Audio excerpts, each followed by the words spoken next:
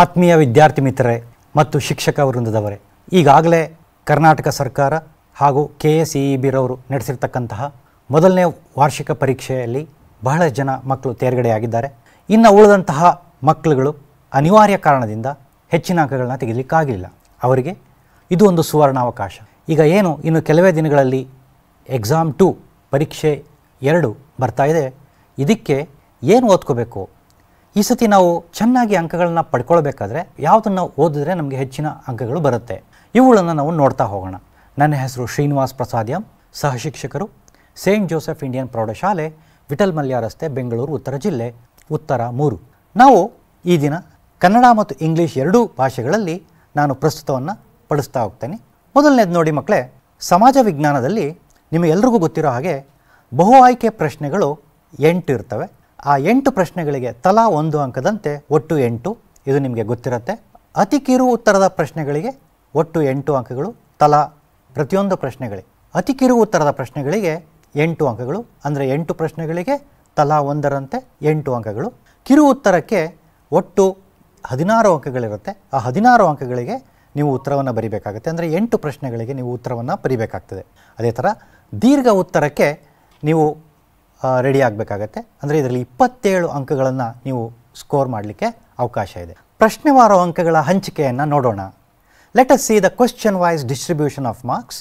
V have MCQ questions, ಅಂದರೆ ಬಹು ಆಯ್ಕೆ ಪ್ರಶ್ನೆಗಳು, ವೆರಿ ಶಾರ್ಟ್ ಆನ್ಸರ್ಸ್, ಅತಿ ಕಿರು ಉತ್ತರದ ಪ್ರಶ್ನೆಗಳು, ಕಿರು ಉತ್ತರದ ಪ್ರಶ್ನೆಗಳು, ದೀರ್ಘ ಉತ್ತರದ ಪ್ರಶ್ನೆಗಳು ಅಂದರೆ ಲಾಂಗ್ ಆನ್ಸರ್, ಅತಿ ದೀರ್ಘವಾದಂತಹ ಉತ್ತರವನ್ನು ಎಕ್ಸ್ಪೆಕ್ಟ್ ಮಾಡ್ತಕ್ಕಂತಹ ಪ್ರಶ್ನೆಗಳು, ಹಾಗೆ ಮ್ಯಾಪ್ ನಕಾಶೆ. ಇಷ್ಟಕ್ಕೂ ಸೇರಿ ಒಟ್ಟು 80 ಅಂಕಗಳು. ಈಗಾಗಲೇ ನಿಮಗೆ ಇದು ಪರಿಚಯ ಆಗಿರುತ್ತೆ. ಅತಿ ದೀರ್ಘವಾದಂತಹ ಉತ್ತರದ ಪ್ರಶ್ನೆಗಳಿಗೆ ಒಟ್ಟು 16 ಅಂಕಗಳನ್ನು ಕೊಡಲಾಗುತ್ತೆ. ಅತಿ ದೀರ್ಘವಾದಂತಹ ಉತ್ತರವನ್ನು ಎಕ್ಸ್ಪೆಕ್ಟ್ ಮಾಡ್ತಾ ಇದ್ದೇವೆ, ಅದಕ್ಕೆ ನೀವು ಸಿದ್ಧರಾಗಬೇಕಾಗುತ್ತೆ. Very long answers are 4 in number. You have totally 16 marks for that. You will have to be ready for that. You have an option also for one question. So ಇದೆಲ್ಲ ನಿಮಗಾಗಲೇ ಈಗ ಅಭ್ಯಾಸ ಆಗಿದೆ. ಈಗಾಗಲೇ ಬಹಳಷ್ಟು ಜನ ಮೊದಲನೇ ಒಂದು ಸುತ್ತಿನ ಪ್ರಶ್ನೆಗಳನ್ನು ನೋಡಿದ್ದೀರ, ಒಂದು ಪ್ರಶ್ನೆ ಪತ್ರಿಕೆಯನ್ನು ನೀವು ನೋಡಿದ್ದೀರಿ. ಅದೇ ರೀತಿ 2 ರಿಂದ 3 ಪ್ರಿಪ್ರೇಟರಿ ಎಕ್ಸಾಮ್ಸನ್ನು ನೀವು ಬರೆದಿರ್ತೀರಿ. ಇದೆಲ್ಲ ನಿಮಗೆ ಹೆಚ್ಚು ಮನದಟ್ಟಾಗಿರುತ್ತೆ. ಈಗ ನಾವು ನೇರವಾಗಿ ಯಾವುದನ್ನು ನಾವು ಓದಬೇಕು ಈ ಸಂದರ್ಭದಲ್ಲಿ ಅನ್ನೋದನ್ನು ನೋಡೋಣ. ಬನ್ನಿ ಮಕ್ಕಳೇ, ನೀವೆಲ್ಲರೂ ರೆಡಿ ಇದ್ದೀರಾ ಅಲ್ವಾ? ಯಾವುದೇ ಕಾರಣಕ್ಕೂ ಧೈರ್ಯಗೆಡಬೇಡಿ. ಇದು ಒಂದು ಸುವರ್ಣಾವಕಾಶ ನಿಮಗೆ. ಈ ಒಂದು ಸುವರ್ಣಾವಕಾಶವನ್ನು ನಾನು ಚೆನ್ನಾಗಿ ಬಳಸ್ಕೊಳ್ಳಿ. ಖಂಡಿತ ನಿಮಗೆ ಒಳ್ಳೆಯದಾಗುತ್ತೆ. ನೀವು ಒಳ್ಳೆಯ ಅಂಕಗಳನ್ನು ನೀವು ತೆಗಿತೀರಾ. ಈಗ ನೋಡೋಣ ಯಾವ ಪ್ರಶ್ನೆಗಳನ್ನು ನಾವು ಹೆಚ್ಚು ಗಮನ ಕೊಟ್ಟು ಓದಬೇಕು ಅನ್ನೋದು. ಮಕ್ಕಳೇ, ನಾವು ಯಾವ ಪ್ರಶ್ನೆಗಳನ್ನು ಓದಬೇಕು ಅನ್ನೋದಕ್ಕಿಂತ ಜೊತೆಗೆ ನಾವು ಇದನ್ನು ಸಹ ಮನಸ್ಸಿನಲ್ಲಿ ಇಟ್ಕೊಳ್ಬೇಕು. ಯಾವುದೇ ಮಗು ಧೃತಿಗೆಡುವಂಥ ಅವಶ್ಯಕತೆ ಇಲ್ಲ. Easy questions are about 30%. I mean 24 marks are easy. Average questions are about 40 marks. That is 50% of the total question paper are average. Difficult questions are only 16. That is challenging question, that is of 20%. ಅಂದರೆ ತುಂಬ ಈಸಿಯಾಗಿರ್ತಕ್ಕಂತಹ ಪ್ರಶ್ನೆಗಳನ್ನು ನಾವು 24 ಅಂಕದವರೆಗೆ ಕೇಳ್ತೇವೆ. ಅದೇ ರೀತಿ average ಅಂಕದ ಪ್ರಶ್ನೆಗಳು ಅಂತ ಹೇಳ್ತೀವಿ, ಅದನ್ನು ಸಾಧಾರಣ ಅಂತ ಹೇಳ್ತೀವಿ. ಆ ಸಾಧಾರಣ ಗುಣಮಟ್ಟದ ಅಥವಾ ಸಾಧಾರಣ ಕಠಿಣತೆಯ ಮಟ್ಟ ಏನಿದೆ ಅದು 40 ಅಂಕದ ಪ್ರಶ್ನೆಗಳು. ಹಾಗೆ ಕಠಿಣತೆಯ ಮಟ್ಟ ಕೇವಲ 16 ಅಂಕಗಳು ಅಂತ ಹೇಳ್ತೀವಿ. ಅದರಿಂದ ಒಟ್ಟು ಅಂಕಗಳು 80. ಸೊ ಇದನ್ನು ನೀವು ಚೆನ್ನಾಗಿ ಮನಸ್ಸಿನಲ್ಲಿ ಇಟ್ಕೊಳ್ಳಿ, ಧೈರ್ಯಗೆಡಬೇಡಿ. ಖಂಡಿತ ನೀವು ಈ ಸತಿ ಒಳ್ಳೆಯ ಅಂಕಗಳನ್ನು ತೆಗೆದುಕೊಂಡು ನಿಮ್ಮ ಸಹಪಾಠಿ ಜೊತೆಗೇ ಕಾಲೇಜಿಗೆ ಹೋಗಿ ಅಡ್ಮಿಷನ್ ಆಗುವಂತಹ ಸುವರ್ಣಾವಕಾಶ ನಿಮ್ಮ ಮುಂದೆ ಇದೆ. ಇನ್ನು ನಾನು 25 ನಿಮಿಷ ನಾನೇನು ಮಂಡಿಸ್ತೀನಿ ಅದನ್ನು ಶ್ರದ್ಧೆಯಿಂದ ನೀವು ಆಸಕ್ತಿಯಿಂದ ಪ್ರೀತಿಯಿಂದ ಕಲಿತ್ಕೊಳ್ಳಿ ಮಕ್ಕಳ. ನಿಮ್ಮೆಲ್ಲರಿಗೂ ಶುಭವಾಗಲಿ. ಸ್ವಾಗತ ಸಮಾಜ ವಿಜ್ಞಾನ ಕಲಿಕೆಗೆ ಸ್ವಾಗತ. I heartily welcome one and all to learn social science. ಮಕ್ಕಳ, ಇಲ್ಲಿ ನೋಡಿ ಯಾವ ರೀತಿ ನಿಮ್ಮ ಉತ್ತರ ಪತ್ರಿಕೆ ಇರಬೇಕು ಅಂದರೆ ತುಂಬ ಸಂಕ್ಷಿಪ್ತವಾಗಿ ಸ್ಫುಟವಾಗಿ ಆನ್ಸರ್ ಇರಬೇಕು. ನೋಡಿ, ಮೊದಲನೇ ಒಂದು ಪೇಜ್ನಲ್ಲಿ ಆ ಒಂದು ಮಗು ಎಷ್ಟು ನೀಟಾಗಿ ಮಲ್ಟಿಪಲ್ ಚಾಯ್ಸ್ಗೆ ಉತ್ತರ ಬಂದಿದೆ. ಆ ಮಗುಗೆ 8ಕ್ಕೆ 8 ಸಹ ಉತ್ತರ ಬಂದಿದೆ. ಇದು ಒಂದು ಮಾದರಿ ಅಷ್ಟೇ. ಅದೇ ರೀತಿ 30ನೇ ಸಂಖ್ಯೆಯ ಒಂದು ಪ್ರಶ್ನೆಗೆ ಕೈಗಾರಿಕೆಗಳ ಸ್ಥಾನೀಕರಣದ ಮೇಲೆ ಪ್ರಭಾವ ಬೀರುವ ಅಂಶಗಳು ಅಂಥೇಳಿ ಒಂದು ಮಗು ಉತ್ತರವನ್ನು ಬರೆದಿದೆ. ಎಷ್ಟು ಉತ್ತರ ಸ್ಫುಟವಾಗಿದೆ ನೋಡಿ ಮಕ್ಕಳ, ಎಷ್ಟು ಕ್ಲಿಯರ್ ಆಗಿ ಆನ್ಸರ್ ಇದೆ. ಅದಕ್ಕೆ ವ್ಯಾಲ್ಯೂಯೇಟರು 3ಕ್ಕೆ 3 ಅಂಕಗಳನ್ನು ಕೊಟ್ಟಿದ್ದಾರೆ. ಈ ರೀತಿ ನೀವು ಚೆನ್ನಾಗಿ ಅದಕ್ಕೆ ಪ್ರಿಪೇರ್ ಆಗಬೇಕಾಗತ್ತೆ. ನಿಮ್ಮ ಉತ್ತರ ಪತ್ರಿಕೆ ಈ ಥರ ಇದ್ದರೆ ಖಂಡಿತ ನಿಮಗೆ ಒಳ್ಳೆಯ ಅಂಕಗಳು ಬರುತ್ತೆ. ಈಗ ನೋಡೋಣ ಮುಂದೆ. ಇದು ಒಂದು ಜಸ್ಟ್ ಮಾದರಿ ಅಷ್ಟೇ ನಿಮಗೆ. Let us see the most important 1 mark, 2 mark, 3 mark, map 4 mark questions. ಇವುಗಳನ್ನು ನೀವು ಓದಲೇಬೇಕು. ಮಕ್ಕಳೇ, ನೀವು 10ನೇ ತರಗತಿಯನ್ನು ನಾವು ಒಳ್ಳೆಯ ಅಂಕಗಳನ್ನು ತೆಗೆದುಕೊಳ್ಬೇಕು ಅಂದರೆ ನಿಮಗೆ ಡಿಸೆಂಬರ್ 10th ಮಾನವ ಹಕ್ಕುಗಳ ದಿನ ಅನ್ನೋದು ನಿಮಗೆ ಪರಿಚಯ ಇರಬೇಕು. 24ನೇ ವಿಧಿ ಏನು ಹೇಳುತ್ತೆ, ಅದೇ ರೀತಿ ಸಂವಿಧಾನದ 17ನೇ ವಿಧಿ ಏನು ಹೇಳುತ್ತೆ, ಮಾರ್ಚ್ 15 ವಿಶ್ವ ಗ್ರಾಹಕರ ದಿನ ಅನ್ನೋದು ನಿಮಗೆ ಗೊತ್ತಿರಬೇಕು. ಅಂದರೆ 24ನೇ ವಿಧಿ ಹೇಳುತ್ತೆ ಮಕ್ಕಳನ್ನು ದುಡಿಮೆಗೆ ತೊಡಗಿಸುವುದು ಕಾನೂನು ಬಾಹಿರ ಅಂತ ಹೇಳುವಂಥದ್ದು. ಅದೇ ರೀತಿ ಸಂವಿಧಾನದ 17ನೇ ವಿಧಿ ಅಸ್ಪೃಶ್ಯತಾ ಆಚರಣೆ ನಿಷೇಧಿಸಿದೆ. Section 17 prohibits the practice of untouchability. March 15th is a world consumers day. Article 24 it prohibits employing children under 14 years for work to earn money. ಅದನ್ನು ಹೇಳುತ್ತೆ. ಅದೇ ರೀತಿ 73rd amendment says a uniform system of panchayat raj institution is amended. ಅಂದರೆ ಸಂವಿಧಾನದ 73ನೇ ತಿದ್ದುಪಡಿ ಏಕರೂಪದ ಪಂಚಾಯತ್ ಸಂಸ್ಥೆಗಳನ್ನು ಅಸ್ತಿತ್ವಕ್ಕೆ ತಂತು. ಅಂದರೆ ಈ ಹಿಂದೆ ಇದ್ದಂತಹ ಕಾನೂನಿಗೆ ಕೆಲವೊಂದು ತಿದ್ದುಪಡಿಗಳನ್ನು ತಂದು ಸಂವಿಧಾನದ 73ನೇ ತಿದ್ದುಪಡಿ ಪಂಚಾಯತ್ ರಾಜ್ ಸಂಸ್ಥೆಗಳನ್ನು ತಿದ್ದುಪಡಿ ರೂಪದಲ್ಲಿ ಅಸ್ತಿತ್ವಕ್ಕೆ ತಂತು ಅಂತ ಹೇಳ್ತೀವಿ. ಅದೇ ರೀತಿ 1986 the consumer protection act came into being in India. ಭಾರತದಲ್ಲಿ 1986ರಲ್ಲಿ ಗ್ರಾಹಕ ಸಂರಕ್ಷಣಾ ಕಾಯ್ದೆ ಜಾರಿಗೆ ಬಂತು ಅಂತ ನಾವು ಹೇಳ್ತೀವಿ. ಇವುಗಳನ್ನೆಲ್ಲವನ್ನು ನೀವು ಮರಿದೇ ಕಲಿಬೇಕು. ಯಾಕೆಂದರೆ ಇಲ್ಲಿ ಎಲ್ಲವೂ 1 ಮಾರ್ಕಿನ ಪ್ರಶ್ನೆಗಳು, 2 ಮಾರ್ಕಿನ ಪ್ರಶ್ನೆಗಳಲ್ಲೂ ಇವುಗಳನ್ನು ನೀವು ಉತ್ತರಿಸಬಹುದು. ಅದೇ ರೀತಿ ನೋಡಿ ವಿದ್ಯಾರ್ಥಿ ಮಿತ್ರರೇ, ಎಲ್ಲ ಯುದ್ಧಗಳು ಒಂದಲ್ಲ ಒಂದು ಒಪ್ಪಂದದೊಂದಿಗೆ ಅದು ಅಂತ್ಯವಾಗಿರುತ್ತೆ. ಅದು ಮೊದಲನೇ ಕಾರ್ನಾಟಿಕ್ ಯುದ್ಧ ಆಗಿರ್ಬೋದು, ಎರಡನೇ ಕಾರ್ನಾಟಿಕ್ ಯುದ್ಧ. The first Carnatic war came to an end with the treaty called Aix la Chapelle. Second Carnatic war the treaty of Pondicherry. The third Carnatic war the treaty of Paris. ಅಂದರೆ ಮೊದಲನೇ ಕಾರ್ನಾಟಿಕ್ ಯುದ್ಧ ಏಕ್ಸ್ಲಾ-ಚಾಪೆಲ್ ಒಪ್ಪಂದದೊಂದಿಗೆ ಕೊನೆಗೊಳ್ಳಿತು. ಅದೇ ರೀತಿ ಎರಡನೇ ಕಾರ್ನಾಟಿಕ್ ಯುದ್ಧ ಪಾಂಡಿಚೆರಿ ಒಪ್ಪಂದದೊಂದಿಗೆ ಕೊನೆಗೊಂಡಿತು. ಮೂರನೇ ಕಾರ್ನಾಟಿಕ್ ಯುದ್ಧ ಪ್ಯಾರಿಸ್ ಒಪ್ಪಂದದೊಂದಿಗೆ ಕೊನೆಗೊಂಡಿತು ಅಂತ ನಾವು ಹೇಳ್ತೀವಿ. ಅದೇ ರೀತಿ the first Anglo Maratha war, ಇದು ಸಾಲ್ಬಾಯ್ ಅಗ್ರಿಮೆಂಟ್ ಒಂದಿಗೆ 1782ರಲ್ಲಿ ಅದು ಕೊನೆಗೊಳ್ಳುತ್ತೆ. The first Anglo Maratha war ended with the treaty or agreement called Salbai. ಅದೇ ರೀತಿ the second Anglo Maratha war began because Peshwa Bajirao second accepted the treaty called subsidiary alliance through the treaty of Bassein. ಎರಡನೇ Anglo Maratha ಯುದ್ಧಕ್ಕೆ ಕಾರಣ ಏನಕ್ಕೆ ಅಂತಂದರೆ ಪೇಶ್ವಾ ಬಾಜಿರಾವನು ಬೆಸ್ಸಿನ್ ಒಪ್ಪಂದದ ಮುಖಾಂತರ ಅವರು ಸಹಾಯಕ ಸೈನ್ಯ ಪದ್ಧತಿಗೆ ಸಹಿ ಹಾಕ್ತಾರೆ. ಇವೆಲ್ಲ ಕಾರಣಗಳನ್ನು ನೀವು ತಿಳ್ಕೊಳ್ಬೇಕು. ಇವುಗಳ ಮೇಲೆ ಬಹು ಆಯ್ಕೆ ಪ್ರಶ್ನೆ ಅಂದರೆ ಮಲ್ಟಿಪಲ್ ಚಾಯ್ಸ್ ಬರಲಿಕ್ಕೆ ಅವಕಾಶ ಇದೆ. ಅದೇ ರೀತಿ ಮಕ್ಕಳ ನೋಡ್ತಾ ಇದ್ದೀರಾ, ಸ್ಕ್ರೀನ್ ಮೇಲೆ ಕಾಣಿಸ್ತಾ ಇದೆ. The first Anglo Mysuru war ended with the treaty of Madras. ಮೊದಲನೇ ಆಂಗ್ಲೋ ಮೈಸೂರು ಯುದ್ಧ ಮದ್ರಾಸ್ ಒಪ್ಪಂದದೊಂದಿಗೆ ಕೊನೆಗೊಂಡಿತು. ಎರಡನೇ ಆಂಗ್ಲೋ ಮೈಸೂರು ಯುದ್ಧ ಮಂಗಳೂರು ಒಪ್ಪಂದದೊಂದಿಗೆ ಕೊನೆಗೊಂಡಿತು. ಮೂರನೆಯ ಆಂಗ್ಲೋ ಮೈಸೂರು ಯುದ್ಧ ಶ್ರೀರಂಗಪಟ್ಟಣ ಯುದ್ಧದೊಂದಿಗೆ ಕೊನೆಗೊಂಡಿತು. ಅದೇ ರೀತಿ the treaty between the British and Ranjit Singh, ಇದು ಟ್ರೀಟಿ ಆಫ್ ಫ್ರೆಂಡ್ಶಿಪ್ ಅಂತ ಹೇಳ್ತಾರೆ, ನಿರಂತರ ಮೈತ್ರಿ ಒಪ್ಪಂದ ಅಂತಾರೆ. ಇವುಗಳನ್ನೆಲ್ಲ ನೀವು ಚೆನ್ನಾಗಿ ಗಮನ ಇಟ್ಟು ಕಲ್ತ್ಕೊಂಡ್ರೆ ನಿಮಗೆ ಒಳ್ಳೆಯ ಅಂಕಗಳು ಬರುತ್ತೆ. ಅದೇ ರೀತಿ ಇಲ್ಲಿ ಕೆಲವೊಂದು ಸ್ಟೇಟ್ಮೆಂಟ್ಸ್ಗಳು ಅಂದರೆ ಹೇಳಿಕೆಗಳನ್ನು ಕೊಡಲಾಗಿದೆ. ನಮ್ಮ ಟೆಕ್ಸ್ಟ್ ಬುಕ್ನಲ್ಲಿ ಸುಮಾರು ಹೇಳಿಕೆಗಳಿದೆ. ಕಳೆದ ಬಾರಿಯೂ ಸಹ ಒಂದು ವುಡ್ರೋ ವಿಲ್ಸನ್ ರವರ ಒಂದು ಹೇಳಿಕೆಯನ್ನು 1 ಮಾರ್ಕಿಗೆ ಅಥವಾ ಕೇಳಿದ್ದಾರೆ ನಿಮಗೆ, ಅದು ನಿಮಗೆ ಗಮನಕ್ಕೆ ಬಂದಿರ್ಬೋದು. ಅದೇ ರೀತಿ ಇಲ್ಲೂ ಒಂದಷ್ಟು ಹೇಳಿಕೆಗಳನ್ನು ನಾನು ಕೊಟ್ಟಿದ್ದೇನೆ. ಸಾಮಾಜಿಕ ಸ್ವಾತಂತ್ರ್ಯವಿಲ್ಲದ ರಾಜಕೀಯ ಸ್ವಾತಂತ್ರ್ಯವು ಅರ್ಥಹೀನ ಅಂತ ಡಾಕ್ಟರ್ B.R. ಅಂಬೇಡ್ಕರ್ ಅವರು ಹೇಳ್ತಾರೆ. Doctor B.R. Ambedkar stated that political independence was meaningless without social independence ಅಂಥೇಳಿ.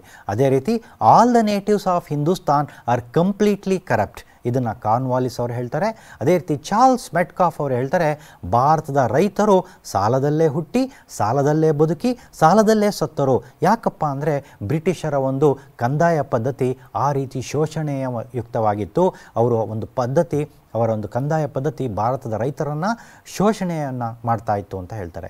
ಅದೇ ರೀತಿ ಪಂಪ ಹೇಳ್ತಾರೆ, ಮಾನವ ಕುಲ ತಾನೊಂದೇ ಒಲಂ, ಅವ್ರು ಹೇಳ್ತಾರೆ truly the whole mankind is one. ಅದೇ ರೀತಿ ವೇದಗಳಿಗೆ ಹಿಂತಿರುಗಿ ಅಂತ ಹೇಳ್ತಕ್ಕಂಥವರು Swami Dayananda Saraswati. Back to Veda is a call given by Swami Dayananda Saraswati. And India should be for Indians ಅಂತ ಹೇಳಿದವರು ಸಹ ದಯಾನಂದ ಸರಸ್ವತಿ ಅವರೇ ಆಗಿದ್ದಾರೆ. Give me your blood I give you freedom ಅಂತ ಹೇಳ್ತಕ್ಕಂಥದ್ದು ಅಂಥ ಸ್ಟೇಟ್ಮೆಂಟನ್ನು ಕೊಟ್ಟಂಥವರು ನಿಮ್ಮೆಲ್ರಿಗೂ ಗೊತ್ತು, ಸುಭಾಷ್ ಚಂದ್ರ ಬೋಸ್ರವರು 1940, 41, 42 ಈ ಒಂದು ಅವಧಿಯಲ್ಲಿ ಎರಡನೇ ವಿಶ್ವಯುದ್ಧ ನಡೀತಾ ಇದ್ದಂತಹ ಸಂದರ್ಭದಲ್ಲಿ ಭಾರತವು ಬ್ರಿಟಿಷರ ಪರವಾಗಿ ವಿಶ್ವಯುದ್ಧದಲ್ಲಿ ಅಂದರೆ ಎರಡನೇ ವಿಶ್ವಯುದ್ಧದಲ್ಲಿ ಹೋರಾಟ ಮಾಡೋದನ್ನು ಖಂಡಿಸಿ ಅವರು ನಮ್ಮ ಭಾರತವನ್ನು ಬಿಟ್ಟು ಅವರು ಜರ್ಮನಿ ದೇಶಕ್ಕೆ ಹೋಗ್ತಾರೆ. ಅಲ್ಲಿ ಹಿಟ್ಲರ್ರವರ ಒಂದು ಸಹಾಯವನ್ನು ಅಪೇಕ್ಷಿಸ್ತಾರೆ. ನಂತರ ಜಪಾನ್ಗೆ ಹೋಗಿ ಅಲ್ಲಿ ಇಂಡಿಯನ್ ನ್ಯಾಷನಲ್ ಆರ್ಮಿ ನೇತೃತ್ವವನ್ನು ವಹಿಸಿ ಅಲ್ಲಿ ಒಂದು ಕರೆಯನ್ನು ಕೊಡ್ತಾರೆ. ಅದೇನಪ್ಪ ಅಂದರೆ give me your blood, I give you freedom. ಅದೇ ರೀತಿ untouchability is a stigma on Hindu society, ಇದನ್ನು ಹೇಳಿದಂಥವರು ನಮ್ಮ ಮಹಾತ್ಮ ಗಾಂಧೀಜಿಯವರು. ಅದೇ ರೀತಿ Swaraj is my birthright, I shall have it, ಇದರ ಅಂದರೆ ಸ್ವರಾಜ್ಯ ನನ್ನ ಜನ್ಮಸಿದ್ಧ ಹಕ್ಕು, ಅದನ್ನು ಪಡೆದೇ ತೀರುವೆ, ಇದನ್ನು ಹೇಳಿದಂಥವರು ಬಾಲಗಂಗಾಧರ ತಿಲಕ್. ಮಾಡು ಇಲ್ಲವೇ ಮಡಿ ಅಂತ ಹೇಳಿ 1942ರಲ್ಲಿ ಗಾಂಧೀಜಿಯವರು ಕರೆಯನ್ನು ಕೊಡ್ತಾರೆ. ಇವೆಲ್ಲವನ್ನು ಹೇಳಿಕೆಗಳನ್ನು ನೀವು ಮನಸ್ಸಿನಲ್ಲಿ ಇಟ್ಕೊಂಡ್ರೆ ಖಂಡಿತ ನಿಮಗೆ ಒಳ್ಳೆ ಮಾರ್ಕ್ಸು ಬರುತ್ತೆ. ಅದೇ ರೀತಿ ಕೆಲವೊಂದು ಪುಸ್ತಕಗಳು ಮತ್ತು ವೃತ್ತಪತ್ರಿಕೆಗಳು, ನ್ಯೂಸ್ ಪೇಪರ್ ಆ್ಯಂಡ್ ಬುಕ್ಸನ್ನು ನೀವು ಮನಸ್ಸಿನಲ್ಲಿ ಇಟ್ಕೋಬೇಕು ಮಕ್ಕಳ. ಉದಾಹರಣೆಗೆ ಕಾಯೋ ಶ್ರೀಗೌರಿ ಅಂತಕ್ಕಂತಹ ಒಂದು ಸಂಸ್ಕೃತ ಪದ್ಯವನ್ನು ಅಥವಾ ಒಂದು ಗೀತೆಯನ್ನು ಬರೆದಂಥವರು ಬಸಪ್ಪ ಶಾಸ್ತ್ರಿ. ಇವರಿಗೆ ಅಭಿನವ ಕಾಳಿದಾಸ ಅಂಥೇಳಿ ಒಂದು ಟೈಟಲ್ ಸಹ ಇತ್ತು. ಅದೇ ರೀತಿ ಸಂವಾದ ಕೌಮುದಿ ರಾಜಾ ರಾಮಮೋಹನ್ ರಾಯ್, ಸತ್ಯಾರ್ಥ ಪ್ರಕಾಶ ಈ ಒಂದು ಪುಸ್ತಕವನ್ನು ರಚಿಸಿದವರು ದಯಾನಂದ ಸರಸ್ವತಿ. ಅದೇ ರೀತಿ ಗುಲಾಮಗಿರಿ ಅಂತ ಪುಸ್ತಕವನ್ನು ಬರೆದವರು Mahatma Jyotiba Phule. Likewise New India news paper was published by Annie Besant. Young India news paper was published by Mahatma Gandhi. And Prabuddha Bharat, Janata, Mooknayak and Bahishkrut Bharat ಇವುಗಳೆಲ್ಲವನ್ನು ನಾವು ಅಂಬೇಡ್ಕರ್ ಅವರಿಗೆ ನಾವು ಅಂದರೆ ಅಂಬೇಡ್ಕರ್ ಅವರ ಕೊಡುಗೆಗಳಾಗಿದ್ದಾವೆ ಇವೆಲ್ಲವೂ. ಕೇಸರಿ ಆ್ಯಂಡ್ ಮರಾಠ ಅವರದ 2 news papers edited published by Balagangadhar Tilak.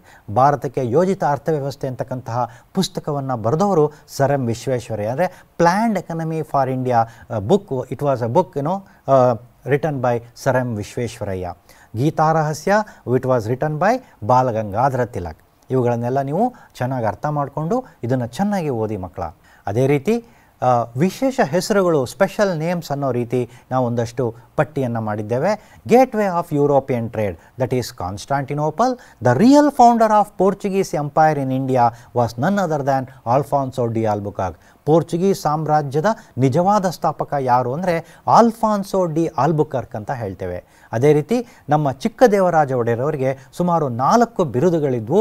ಅದು ಯಾವುದಪ್ಪ ಅಂದರೆ ಕರ್ನಾಟಕ ಕವಿ ಚಕ್ರವರ್ತಿ, ಅಪ್ರತಿಮ ವೀರ, ತೆಂಕಣ ರಾಜ, ನವಕೋಟಿ ನಾರಾಯಣ ಅಂತಕ್ಕಂತಹ ಒಟ್ಟು 4 ಬಿರುದುಗಳು ಅವರಿಗೆ ಇದ್ದವು ಅಂತೇಳಿ. ಅದೇ ರೀತಿ 18ನೇ ಶತಮಾನವನ್ನು ರಾಜಕೀಯ ಶತಮಾನಗಳ ಅಥವಾ ರಾಜಕೀಯ ಸಮಸ್ಯೆಗಳ ಶತಮಾನ ಅಂತೇಳಿ ಕರೀತಾರೆ. ಬಹಳಷ್ಟು ಸಾಮಾಜಿಕ ಸಮಸ್ಯೆಗಳು, ರಾಜಕೀಯ ಸಮಸ್ಯೆಗಳು ಅಲ್ಲಿದ್ದವು ಅಂತ ನಾವು ಹೇಳ್ತೀವಿ. ಬಸಪ್ಪ ಶಾಸ್ತ್ರಿಯವರ ಒಂದು ಬಿರುದು ಅಭಿನವ ಕಾಳಿದಾಸ. ಇವರು ಕಾಯೋ ಶ್ರೀಗೌರಿ ಅಂತಕ್ಕಂಥ ಒಂದು ಸಂಸ್ಕೃತ ಒಂದು ಗೀತೆಯನ್ನು ಬರೆದ್ರು. ಅಂದಿನ ನಾಡಗೀತೆ ಆಗಿತ್ತು ಅಂತ ನಾವು ಹೇಳ್ತೇವೆ. ಅದೇ ರೀತಿ ಮೈಸೂರು ಕೃಷ್ಣರಾಜ ಒಡೆಯರ್, ನಾಲ್ವಡಿ ಕೃಷ್ಣರಾಜ ಒಡೆಯರ್ ಅವರ ಕಾಲದಲ್ಲಿ ಒಂದು ಮಾದರಿ ರಾಜ್ಯ ಅಂತ ಅನ್ನಿಸ್ಕೊಳ್ತು. ಅವರ ಕಾಂಟ್ರಿಬ್ಯೂಷನ್ಸ್ನ 4 ಮಾರ್ಕ್ಸಿಗೆ ಕೇಳಬಹುದು. ಇವುಗಳನ್ನೆಲ್ಲ ನೀವು ಚೆನ್ನಾಗಿ ಓದ್ಕೋಬೇಕು. ಅದೇ ರೀತಿ ಮಕ್ಕಳೇ, ಇಲ್ಲಿ ಸ್ಕ್ರೀನ್ ಮೇಲೆ ನೀವು ನೋಡ್ತಾ ಇರ್ತಕ್ಕಂತಹ ಕೆಲವೊಂದು ಅಂಶಗಳನ್ನು ನೋಡಿ. The blue water policy, the subsidiary alliance, the doctrine of lapse, British education system and its impact and the doctrine of lapse, ಇವೆಲ್ಲವೂ ಸಹ including land revenue system. All these are very very important. It can be asked either for 2 marks or even for 3 marks. Sometimes it can be asked for even 4 marks even. It is your duty to learn them direct, it is your duty to learn them without fail. ಮಕ್ಕಳೇ, ನೀಲಿ ನೀರಿನ ನೀತಿ ಅಂದರೆ ಏನು? ನೀಲಿ ನೀರಿನ ನೀತಿಯನ್ನು ಪರಿಚಯಿಸಿದವರು ಯಾರು? ಮತ್ತು ಸಹಾಯಕ ಸೈನ್ಯ ಪದ್ಧತಿ ಅಂದರೆ ಏನು? ಸಹಾಯಕ ಸೈನ್ಯ ಪದ್ಧತಿಯಲ್ಲಿ ಒಳಗೊಳ್ಳತಕ್ಕಂತಹ ಅಂಶಗಳು ಯಾವ್ಯಾವುದು? ದತ್ತು ಮಕ್ಕಳಿಗೆ ಹಕ್ಕಿಲ್ಲ ಅಂತಕ್ಕಂಥ ನೀತಿಯನ್ನು ಯಾರು ಜಾರಿಗೆ ತಂದರು? Which are the places are which are the provinces annexed in the name of doctrine of lapse. ಭೂಕಂದಾಯ ಪದ್ಧತಿ, ಯಾವ ಭೂಕಂದಾಯ ಪದ್ಧತಿ ರೈತರನ್ನ ಶೋಷಣೆಗೊಳಪಡಿಸ್ತು? ಅಲ್ಲಿ ರೈತವಾರಿ ಪದ್ಧತಿ, ಮಹಲ್ವಾರಿ ಪದ್ಧತಿ ಮತ್ತು ಜಮೀನ್ದಾರಿ ಪದ್ಧತಿ, ಇವುಗಳ ವಿಶೇಷತೆ ಏನು? ಆ ಪದ್ಧತಿಗಳಲ್ಲಿ ಅವುಗಳಿರ್ತಕ್ಕಂಥ ವ್ಯತ್ಯಾಸಗಳೇನು? ಇವೆಲ್ಲವನ್ನು ನೀವು ಚೆನ್ನಾಗಿ ನೋಡ್ಕೋಬೇಕು. You need to know the difference between land revenue systems like zamindari system of Cornwallis. You need to know about Rayatwari system as well as you need to know about, very importantly, Rayatwari system and Mahalwari system. ಅದೇ ಥರ British ಶಿಕ್ಷಣ ಪದ್ಧತಿಯ ಪರಿಣಾಮವನ್ನು ಖಂಡಿತ ನೀವು ಚೆನ್ನಾಗಿ ಓದ್ಕೊಂಡ್ರೆ ನಿಮಗೆ 4ಕ್ಕೆ 4 ಅಂಕಗಳು ಅಲ್ಲಿ ಬರೋ ಚಾನ್ಸ್ ಇದೆ. ಕನಿಷ್ಠ 3 ಅಂಕಗಳಾದರೂ ನಿಮಗೆ ಅಲ್ಲಿ ಸಿಗುತ್ತೆ. ಅದೇ ರೀತಿ ಫ್ರಾನ್ಸಿಸ್ಕೋ ಡಿ ಆಲ್ಮೆಡಾನ ನೀಲಿ ನೀರಿನ ನೀತಿ, ವಾಸ್ಕೋ ಡ ಗಾಮ ಭಾರತಕ್ಕೆ ಜಲಮಾರ್ಗವನ್ನು ಕಂಡುಹಿಡಿದಿದ್ದು, ಲಾರ್ಡ್ ವೆಲ್ಲೆಸ್ಲಿ ಅವರ ಸಹಾಯಕ ಸೈನ್ಯ ಪದ್ಧತಿ, ಲಾರ್ಡ್ ಡಾಲ್ಹೌಸಿಯ ದತ್ತು ಮಕ್ಕಳಿಗೆ ಹಕ್ಕಿಲ್ಲ, ಅದೇ ರೀತಿ ರಾಬರ್ಟ್ ಕ್ಲೈವ್ ಅವರು ಪರಿಚಯಿಸಿದಂತಹ dual government, and Lord Curzon he was responsible for the partition of Bengal. Likewise, Mountbatten, he was the last governor general. ಇವೆಲ್ಲವನ್ನು ನೀವು ಚೆನ್ನಾಗಿ ಅರ್ಥ ಮಾಡ್ಕೊಳ್ಳಿ. ಅದೇ ರೀತಿ ನೀವು ನೋಡ್ತಾ ಹೋಗ್ತೀರಾ, ನಮ್ಮ ಈ ಸಮಾಜ ವಿಜ್ಞಾನದಲ್ಲಿ ಸುಮಾರು 5 ಜನ ಪಿತಾಮಹರ ಬಗ್ಗೆ ಬರಿತಾ ಹೋಗ್ತಾರೆ. ಅಲ್ಲಿ ನೀವು ನೋಡೋದಾದರೆ ಜವಾಹರ್ಲಾಲ್ ನೆಹರು ಅವರು ಭಾರತ ದೇಶದ ಮೊದಲ ಪ್ರಧಾನಿ ಅಷ್ಟೇ ಅಲ್ಲ, ಅವರು ನಮ್ಮ ವಿದೇಶಾಂಗ ನೀತಿಯ ಪಿತಾಮಹರು ಅಂತ ಹೇಳಿ ಕರೀತಾರೆ. ಅದೇ ರೀತಿ sir M Visvesvaraya is known for the father of Indian economic planning, and M.S. Swaminathan is known for is known as father of Indian green revolution. ಅದೇ ರೀತಿ ಬಸಪ್ಪ ಶಾಸ್ತ್ರಿಯವರು ಅಭಿನವ ಕಾಳಿದಾಸ ಅಂತಕ್ಕಂಥ ಒಂದು ಬಿರುದನ್ನು ಹೊಂದಿದ್ರು. ಅವರು ಕಾಯೋ ಶ್ರೀ ಗೌರಿ ಅಂತ ಒಂದು ನಾಡಗೀತೆಯನ್ನು ಸಹ ಒಂದು ಸಂಸ್ಕೃತದಲ್ಲಿ ರಚನೆ ಮಾಡಿದರು. ಇವೆಲ್ಲವನ್ನು ನೀವು ಚೆನ್ನಾಗಿ ಓದ್ಕೊಳ್ಬೇಕಾಗಿತ್ತೆ. ಸರ್ದಾರ್ ವಲ್ಲಭಭಾಯ್ ಪಟೇಲ್ರವರನ್ನು ಭಾರತದ ಉಕ್ಕಿನ ಮನುಷ್ಯ, ಇವೆಲ್ಲವೂ ಸಹ 1 ಮಾರ್ಕಿನ ಪ್ರಶ್ನೆಗಳು. ಚೆನ್ನಾಗಿ ಓದ್ಕೊಳ್ಳಿ ಮಕ್ಕಳ. ಅದೇ ರೀತಿ ಈ ಕೇಂದ್ರ ಕಚೇರಿಗಳು ಅಂದರೆ ನಮ್ಮ ಟೆಕ್ಸ್ಟ್ ಬುಕ್ನಲ್ಲಿ ಬಹಳಷ್ಟು ಸಂಸ್ಥೆಗಳ ಹೆಸರನ್ನು ಕೊಟ್ಟಿದ್ದಾರೆ. ಆ ಸಂಸ್ಥೆಗಳ ಕೇಂದ್ರ ಕಚೇರಿ ಎಲ್ಲಿದೆ ಅನ್ನೋದನ್ನು ನೀವು ಓದಬೇಕಾಗತ್ತೆ, ಜ್ಞಾಪಕ ಇಟ್ಕೊಳ್ಬೇಕಾಗತ್ತೆ. ಕೇಂದ್ರ ಲೋಕಸೇವಾ ಆಯೋಗ ನವದೆಹಲಿ, ಕರ್ನಾಟಕ ಲೋಕಸೇವಾ ಆಯೋಗ ಬೆಂಗಳೂರು, ಅಂದರೆ ಭಾರತದ ವಿಮಾನ ನಿಲ್ದಾಣ ಪ್ರಾಧಿಕಾರದ ಒಂದು ಮುಖ್ಯ ಕೇಂದ್ರ ಕಚೇರಿ ಅಥವಾ ಕೇಂದ್ರ ಕಚೇರಿ ಇರತಕ್ಕಂಥದ್ದು ನವದೆಹಲಿ. ಅದೇ ಥರ ಇಂಟರ್ನ್ಯಾಷನಲ್ ಲೇಬರ್ ಆರ್ಗನೈಸೇಷನ್, ಅಂತಾರಾಷ್ಟ್ರೀಯ ಕಾರ್ಮಿಕ ಸಂಘ ಜಿನಿವಾದಲ್ಲಿದೆ. ಕಾಮನ್ವೆಲ್ತ್ ಆಫ್ ನೇಷನ್ಸ್ ಲಂಡನ್ನಲ್ಲಿದೆ. ಅದೇ ರೀತಿ ಈ ಎಲ್ಲ ನೀವು ಏನು ಸ್ಕ್ರೀನ್ನಲ್ಲಿ ನೋಡ್ತಾ ಇದ್ದೀರಾ, ಇವುಗಳ ಎಲ್ಲದರ ಒಂದು ಕೇಂದ್ರ ಕಚೇರಿಯನ್ನು ನೀವು ಚೆನ್ನಾಗಿ ಜ್ಞಾಪಕ ಇಟ್ಕೊಂಡು ಕಲ್ತ್ಕೊಳ್ಬೇಕಾಗ್ತದೆ. ಅದೇ ರೀತಿ ಎಂದರೇನು ಅಂತಕ್ಕಂತಹ ಪ್ರಶ್ನೆಗಳು ಸಾಮಾನ್ಯವಾಗಿ ಸಮಾಜ ವಿಜ್ಞಾನದಲ್ಲಿ ಕೇಳುತ್ತೆ. ಉದಾಹರಣೆಗೆ ಆರ್ಥಿಕ ಯೋಜನೆ ಎಂದರೇನು, ಹಸಿರು ಕ್ರಾಂತಿ ಎಂದರೇನು, ಸುಗ್ಗಿ ನಂತರದ ತಂತ್ರಜ್ಞಾನ ಎಂದರೇನು, ಅಥವಾ ಸುಗ್ಗಿ ಪೂರ್ವ ತಂತ್ರಜ್ಞಾನ ಅಂದರೆ ಏನು, ಅಥವಾ ಸುಗ್ಗಿ ಪೂರ್ವ ತಂತ್ರಜ್ಞಾನದಲ್ಲಿ ಯಾವ್ಯಾವ ಅಂಶಗಳನ್ನು ನಾವು ನೋಡ್ತೇವೆ, ಸುಗ್ಗಿ ನಂತರದ ತಂತ್ರಜ್ಞಾನದಲ್ಲಿ ಅಳವಡಿಸ್ಕೊಳ್ತಕ್ಕಂತಹ ಕ್ರಮಗಳು ಯಾವ್ಯಾವುದು.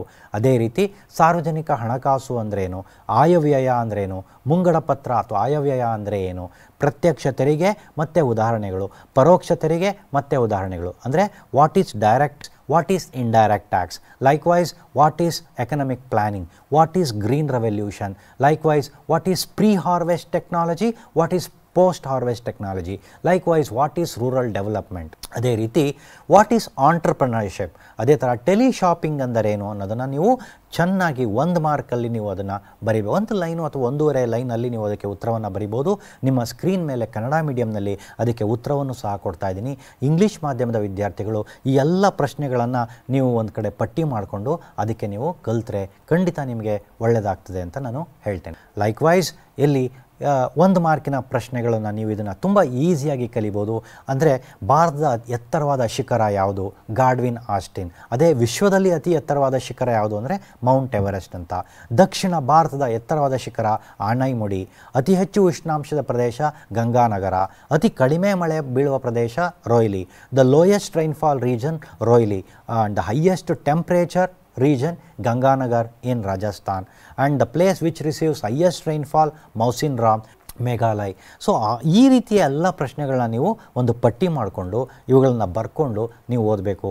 Likewise the tea port of India, it is Kolkata, and the gateway of India is nothing but Mumbai, and the Silicon Valley, ಭಾರತದ ಸಿಲಿಕಾನ್ ಸಿಟಿಯನ್ನು ನಾವು ಬೆಂಗಳೂರು ಅಂತೇಳಿ ಗುರುತಿಸ್ತೀವಿ.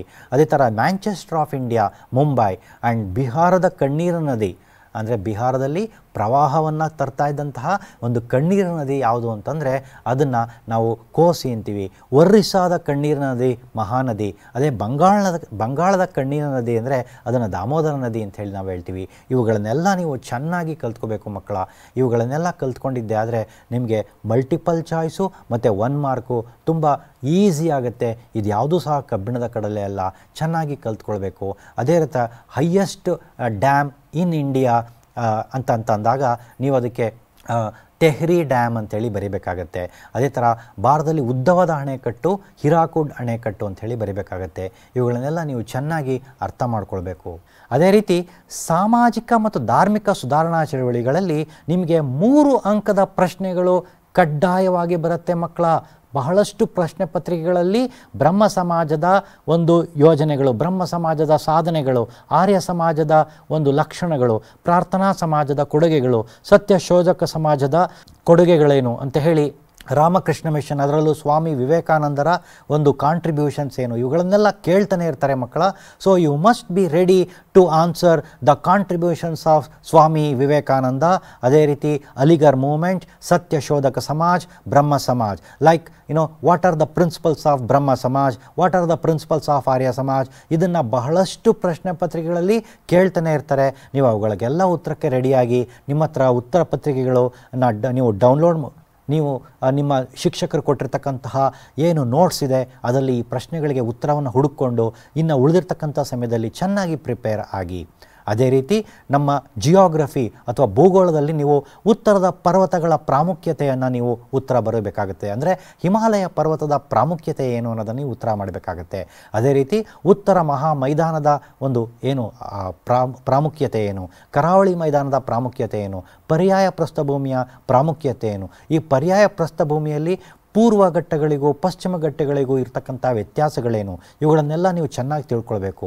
Dear students, you must know the physical divisions of India and their importance, like the Mount Everest and its importance, like the Himalayan importance, likewise the North Indian plain and its importance, likewise the coastal region as well as the plateau of peninsular and its importance in India. All these are very very important questions and they are 3-mark questions. You must know them.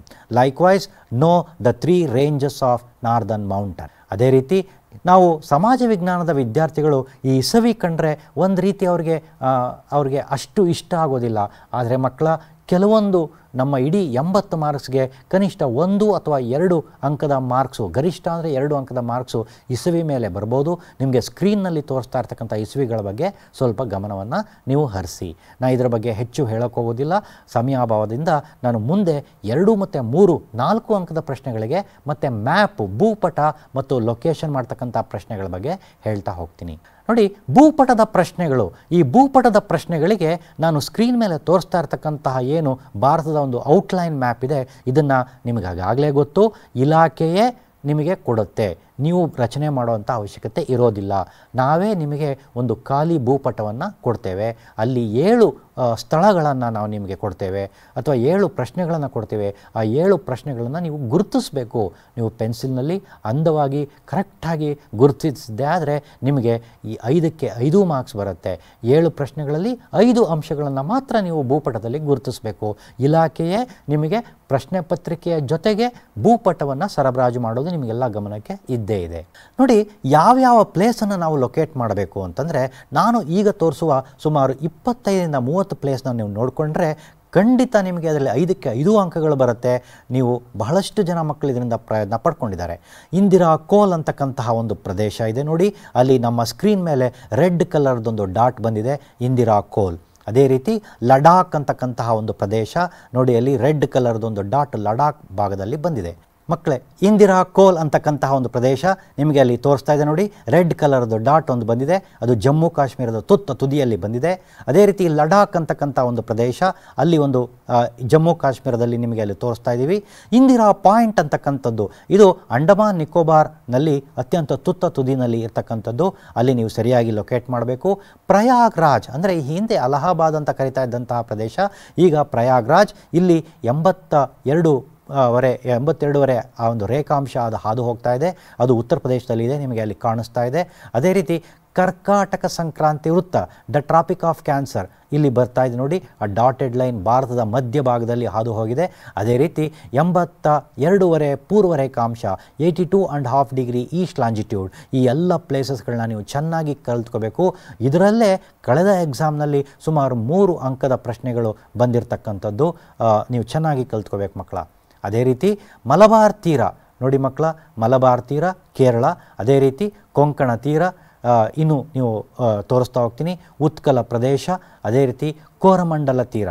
So ಈ ಎಲ್ಲ ಪ್ರದೇಶಗಳನ್ನು ನೀವು, ಅದೇ ರೀತಿ ಕೋರಮಂಡಲ ತೀರ, ಈ ಎಲ್ಲ ಪ್ರದೇಶಗಳನ್ನು ನೀವು ಚೆನ್ನಾಗಿ ಅರ್ಥ ಮಾಡ್ಕೋಬೇಕು. ಇದನ್ನು ಸರಿಯಾಗಿ ಗುರುತಿಸೋವಂಥದ್ದನ್ನು ಕಲ್ತ್ಕೊಳ್ಬೇಕು. ಅದೇ ರೀತಿ ದಾಮೋದರ ನದಿ ನೋಡಿ, ಅಲ್ಲಿ ರೆಡ್ ಡಾಟ್ ಬಂದು ಕೂತ್ಕೊಳ್ತಾ ಇದೆ.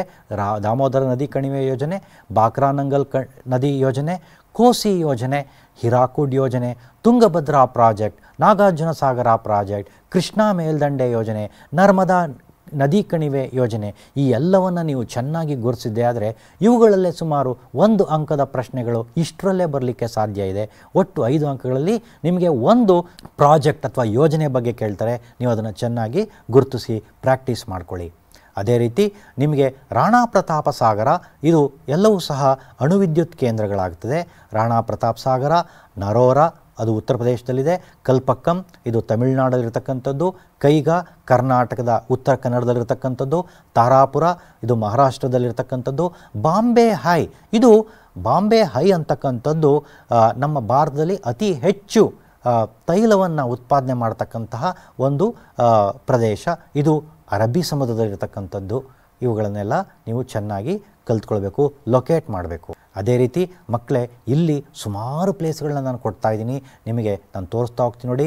ಶ್ರೀನಗರ, ಅಮೃತ್ಸರ, ದೆಹಲಿ, ಕಾನ್ಪುರ, ಅಹಮದಾಬಾದ್ ಇನ್ ಗುಜರಾತ್, ಕಾಂಡ್ಲಾ ಇನ್ ಗುಜರಾತ್, ಮುಂಬೈ ಇನ್ ಮಹಾರಾಷ್ಟ್ರ, ಮಾರ್ಮಗೋವಾ ಇನ್ ಗೋವಾ, ಮಂಗಳೂರು ಕರ್ನಾಟಕ, ಕೊಚ್ಚಿ ಕೇರಳ, ತಿರುವನಂತಪುರ ಕೇರಳ, ಅದೇ ರೀತಿ ತೂತುಕುಡಿ ಅಥವಾ ಟ್ಯುಟಿಕಾರಿನ್ ಇದು ತಮಿಳುನಾಡಲ್ಲಿರ್ತಕ್ಕಂತಹ ಒಂದು ಬಂದರು, ಅದೇ ರೀತಿ ಚೆನ್ನೈ ಇನ್ ತಮಿಳುನಾಡು, ಅದೇ ರೀತಿ ವಿಶಾಖಪಟ್ಟಣಂ, ಕಳೆದ ಬಾರಿ ಎಕ್ಸಾಮ್ನಲ್ಲಿ ವಿಶಾಖಪಟ್ಟಣಂ ಕೇಳಿದರು ಮಕ್ಕಳ.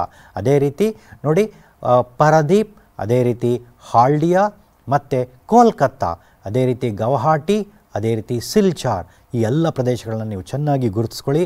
5ಕ್ಕೆ 5 ಅಂಕಗಳು ನೀವು ತೆಗೆದರೆ ನಿಮಗೆ ಒಳ್ಳೆಯ ಅಂಕಗಳು ಬರುತ್ತೆ.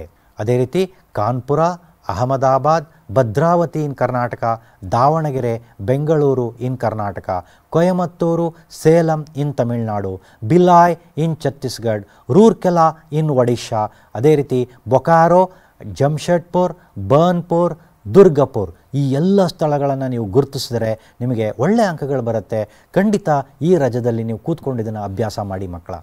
ಅದೇ ರೀತಿ ಕಡೆಯದಾಗಿ ಕೊಯ್ನಾ ಮತ್ತು ಲಾತೂರ್, ಇವೆರಡು ಭೂಕಂಪ ಪ್ರದೇಶಗಳು. ಇಲ್ಲಿ ಹಿಂದೆ ಭೂಕಂಪ ಆಗಿದ್ದನ್ನು ನಾವು ನೋಡಿದ್ದೇವೆ, ಅದರಿಂದ ಭೂಕಂಪದ ವಲಯಗಳು ಅಂತ ನಾವು ಗುರುತಿಸ್ತೇವೆ.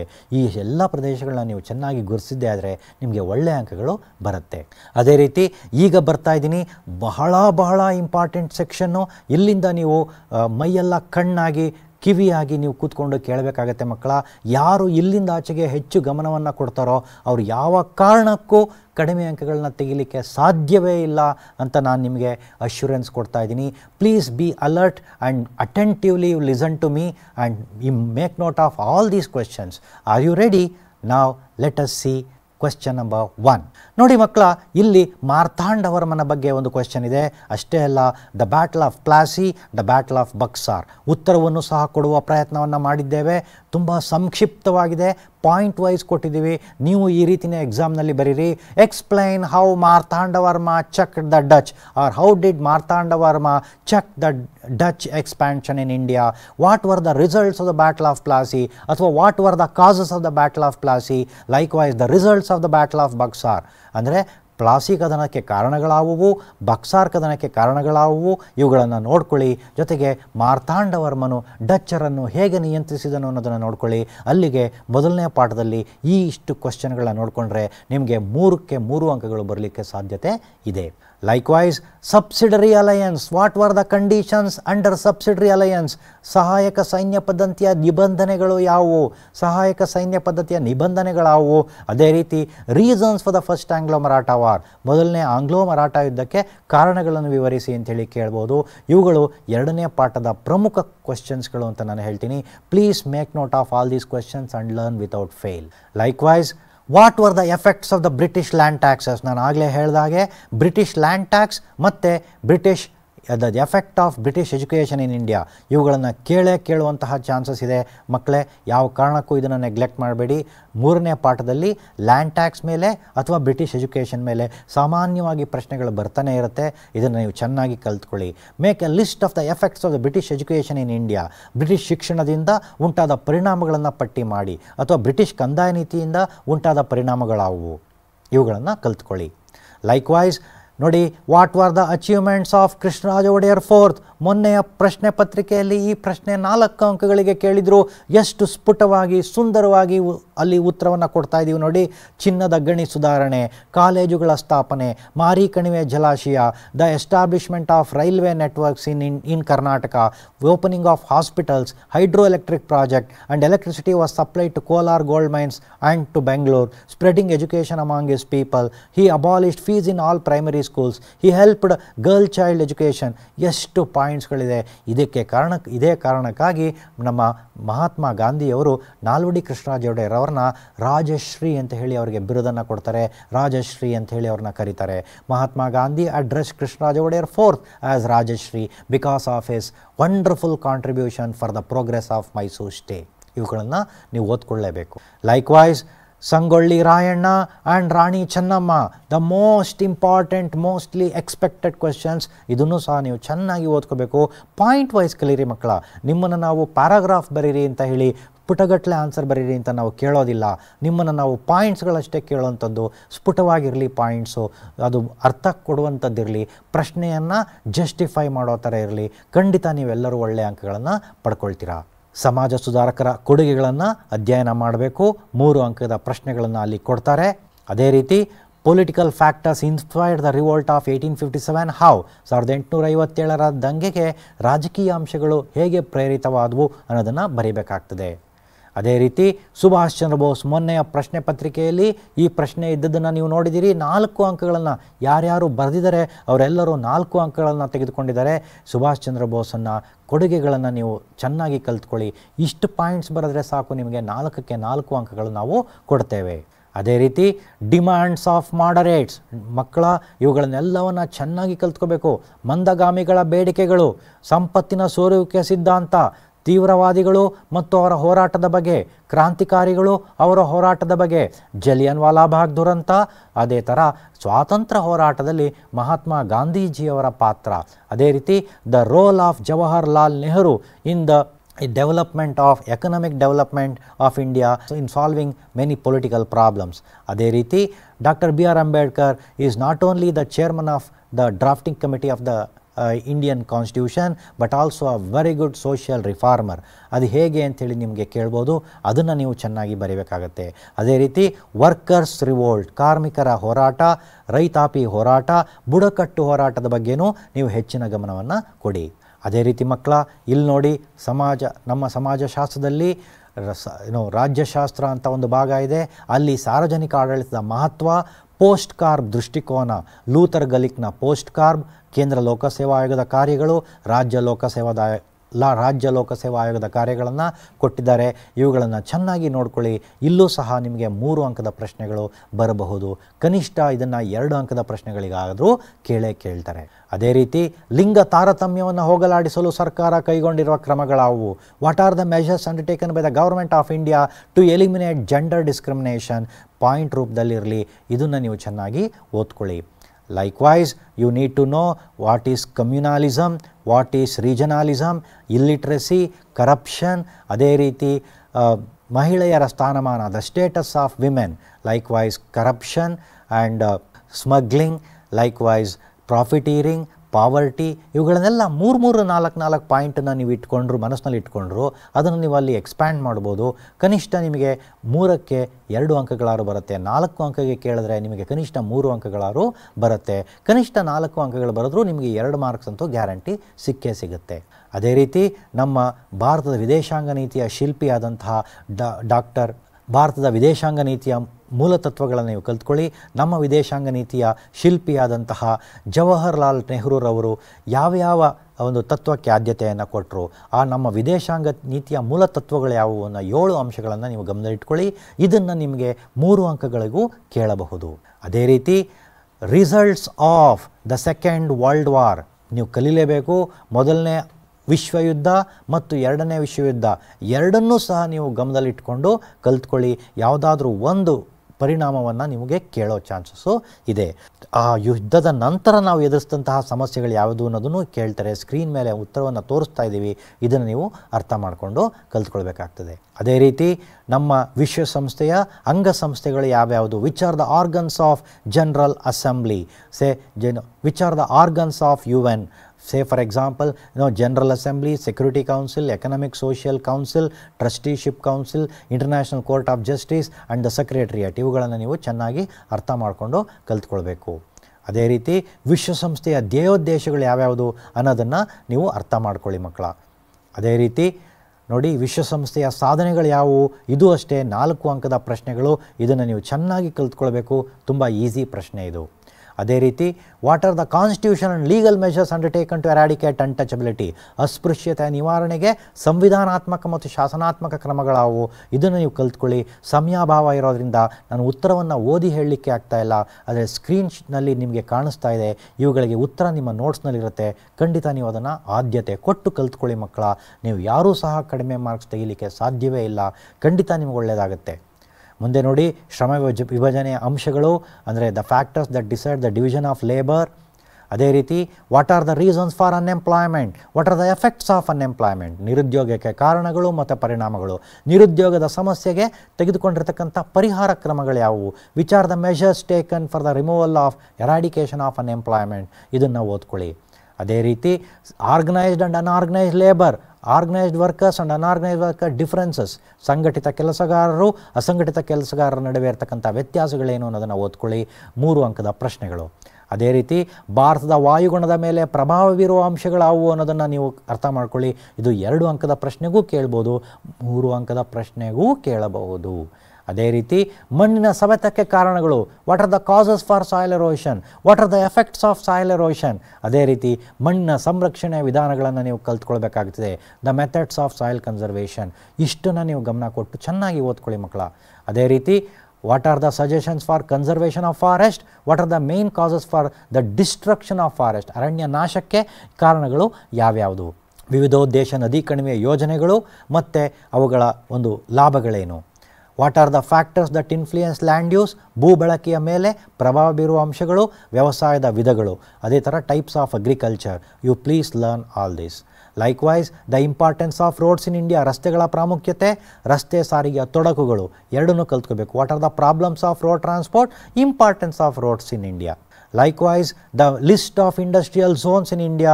Likewise, what are the factors that influence location of industry, ಕೈಗಾರಿಕೆಗಳ ಸ್ಥಾನೀಕರಣದ ಮೇಲೆ ಪ್ರಭಾವ ಬೀರುವ ಅಂಶಗಳು, ಕೈಗಾರಿಕಾ ವಲಯಗಳ ಪಟ್ಟಿಯನ್ನು ನೀವು ಕಲ್ತ್ಕೊಳ್ಬೇಕಾಗ್ತದೆ. ಅದೇ ರೀತಿ what are the objectives of 5 years plans, ಪಂಚವಾರ್ಷಿಕ ಯೋಜನೆಗಳ ಉದ್ದೇಶಗಳು ಯಾವ್ಯಾವುದು, ಮತ್ತು ಬ್ಯಾಂಕಿನ ವ್ಯವಹಾರಕ್ಕೆ ಸಂಬಂಧಿಸಿದಂತಹ ಗುಣಲಕ್ಷಣಗಳು ಯಾವ್ಯಾವುದು, ಬ್ಯಾಂಕಿನ ಗುಣಲಕ್ಷಣಗಳು, ಬ್ಯಾಂಕಿನ ವ್ಯವಹಾರದ ಲಕ್ಷಣಗಳು, ಇವೆಲ್ಲವನ್ನ ಚೆನ್ನಾಗಿ ನೀವು ಕಲ್ತ್ಕೋಬೇಕು. What are the importance of opening the bank account. ಅದೇ ರೀತಿ ಟೈಪ್ಸ್ ಆಫ್ ಅಕೌಂಟ್ ಅಂದರೆ ವಿವಿಧ ರೀತಿಯ ಖಾತೆಗಳು, ವಿವಿಧ ರೀತಿಯ ಬ್ಯಾಂಕ್ಗಳು, ಇವುಗಳನ್ನು ಚೆನ್ನಾಗಿ ತಿಳ್ಕೊಳ್ಳಿ ಮಕ್ಕಳ. ಅದೇ ರೀತಿ ವೈಯಕ್ತಿಕ ಹಣಕಾಸು ಮತ್ತು ಸಾರ್ವಜನಿಕ ಹಣಕಾಸು ನಡುವೆ ವ್ಯತ್ಯಾಸ, difference between private finance and public finance, very very important dear students. Likewise you have ಉದ್ಯಮಶೀಲತೆಯ ಗುಣಲಕ್ಷಣಗಳು, the characteristics of entrepreneurship and mention the important aims of consumer protection act, very important. ಇಲ್ಲಿ ತೋರಿಸ್ತಾ ಇರ್ತಕ್ಕಂಥ ಎಲ್ಲ ಪ್ರಶ್ನೆಗಳು ನಿಮ್ಮನ್ನು ಸುಮಾರು 60ರಿಂದ 65 ಮಾರ್ಕ್ಸ್ಗಳಿಗಷ್ಟುವರೆಗೂ ಕರ್ಕೊಂಡು ಹೋಗ್ತಕ್ಕಂಥ ಪ್ರಶ್ನೆಗಳಿವೆಲ್ಲ. ಅದೇ ರೀತಿ ಡು ನಾಟ್ ಫರ್ಗೆಟ್ ದೀಸ್ ಅಂತ ಹೇಳಿ ಕೆಲವೊಂದು ಪ್ರಶ್ನೆಗಳನ್ನು ಇಲ್ಲಿ ಕೊಡ್ತಾ ಹೋಗ್ತಾ ಇದ್ದೇನೆ. ಸಮಯಾಭಾವ ಇರೋದ್ರಿಂದ ನಾನು ನಿಮಗೆ ಓದಲಿಕ್ಕೆ ಆಗ್ತಾ ಇಲ್ಲ ಮಕ್ಕಳ, ಅದನ್ನು ನೀವು ಅರ್ಥ ಮಾಡ್ಕೊಳ್ಳಿ. ಪಂಚವಾರ್ಷಿಕ ಯೋಜನೆಗಳ ಉದ್ದೇಶಗಳು, ಪಂಚವಾರ್ಷಿಕ ಯೋಜನೆಗಳ ಸಾಧನೆಗಳು, ಹಸಿರು ಕ್ರಾಂತಿಗೆ ಪ್ರೇರಣೆಯಾದಂಥ ಅಂಶಗಳು, what are the functions of bank, what are the financial services given by post offices, mention the types of banks. ಈ ಎಲ್ಲ ಪ್ರಶ್ನೆಗಳನ್ನು ನೀವು ಚೆನ್ನಾಗಿ ಓದಿದ್ದೇ ಆದರೆ ಖಂಡಿತ ನಿಮಗೆ ಉತ್ತಮವಾದಂತಹ ಅಂಕಗಳನ್ನು ತಗೊಂಡು ನಿಮ್ಮ ಸ್ನೇಹಿತರ ಜೊತೆಗೆ ನೀವು ಕಾಲೇಜಿಗೆ ಹೋಗ್ಬೋದು. ಅದನ್ನು ನೀವು ಧೈರ್ಯವಾಗಿ ಇದನ್ನು ನೀವು ಕಲ್ತ್ಕೊಳ್ಳಿ, ಖಂಡಿತ ನಿಮ್ಗೆ ಒಳ್ಳೆಯ ಮಾರ್ಕ್ಸು ಬರುತ್ತೆ. ಇಷ್ಟೊತ್ತು ಈ ಒಂದು ಕಾರ್ಯಕ್ರಮದಲ್ಲಿ ಪರೀಕ್ಷೆಗೆ ಇಂಪಾರ್ಟೆಂಟ್ ಆಗಿರ್ತಕ್ಕಂತಹ ಎಲ್ಲ ಪ್ರಶ್ನೆಗಳನ್ನು ನಿಮ್ಮ ಮುಂದೆ ಮಂಡಿಸಲಿಕ್ಕೆ ಅವಕಾಶ ಕೊಟ್ಟಂತಹ DSCRT ರವರಿಗೆ ನನ್ನ ಹೃತ್ಪೂರ್ವಕ ನಮನೆಗಳು. ಎಲ್ಲ ಶಿಕ್ಷಕರಿಗೂ ಮತ್ತು ಆತ್ಮೀಯ ವಿದ್ಯಾರ್ಥಿ ವೃಂದಕ್ಕೂ ನನ್ನ ಅಭಿನಂದನೆಗಳು, ನನ್ನ ಶುಭಕಾಮನೆಗಳು. ನಿಮ್ಮೆಲ್ರಿಗೂ ಒಳ್ಳೆಯದಾಗಲಿ. ಚೆನ್ನಾಗಿ ಇದನ್ನು ಓದ್ಕೊಂಡು ಬರ್ತಕ್ಕಂಥ ಪರೀಕ್ಷೆಯನ್ನು ಧೈರ್ಯದಿಂದ ಎದುರಿಸಿ ನಿಮಗೆ ಒಳ್ಳೆಯ ಅಂಕಗಳು ಖಂಡಿತ ಬರ್ತದೆ ಅಂತ ಹೇಳ್ತಾ, ನಾನು ಸಮಾಜ ವಿಜ್ಞಾನದ ಶಿಕ್ಷಕ ಎಂ ಶ್ರೀನಿವಾಸ ಪ್ರಸಾದ್, ಸಂತ ಜೋಸೆಫರ ಇಂಡಿಯನ್ ಪ್ರೌಢಶಾಲೆಯಲ್ಲಿ ಸಮಾಜ ವಿಜ್ಞಾನವನ್ನು ಮತ್ತು ಇಂಗ್ಲೀಷನ್ನು ನಾನು ಬೋಧಿಸ್ತಾ ಇದ್ದೇನೆ. ನಿಮ್ಮೆಲ್ಲರಿಗೂ ಶುಭವಾಗಲಿ ಅಂತ ಹೇಳಿ ಈ ಒಂದು ಕಾರ್ಯಕ್ರಮವನ್ನು ಮುಗಿಸ್ತಾ ಇದ್ದೇನೆ. ಕಟ್ಟ ಕಡೆಯ ಒಂದೇ ಒಂದು ಮಾತನ್ನು ನಾನು ನಿಮಗೆ ಹೇಳಲಿಕ್ಕೆ ಇಷ್ಟಪಡ್ತೇನೆ. ಯಾವ ವಿದ್ಯಾರ್ಥಿ ಇಷ್ಟು ಪ್ರಶ್ನೆಗಳಿಗೆ ಕನಿಷ್ಠ ಚೆನ್ನಾಗಿ ಪ್ರಿಪೇರ್ ಆಗ್ತಾರೋ ಅವರು ಯಾವ ಕಾರಣಕ್ಕೂ ಎಕ್ಸಾಮ್ನಲ್ಲಿ ಕಡಿಮೆ ಅಂಕಗಳು ಬರಲಿಕ್ಕೆ ಅಥವಾ ಫೇಲ್ ಆಗಲಿಕ್ಕೆ ಚಾನ್ಸೇ ಇಲ್ಲ ಅಂತ ಆತ್ಮವಿಶ್ವಾಸದಿಂದ ನಾನು ನಿಮಗೆ ಹೇಳ್ತಾ ಇದ್ದೀನಿ. ನಿಮ್ಮೆಲ್ಲರಿಗೂ ಒಳ್ಳೆಯದಾಗಲಿ. ಶುಭ ದಿನ.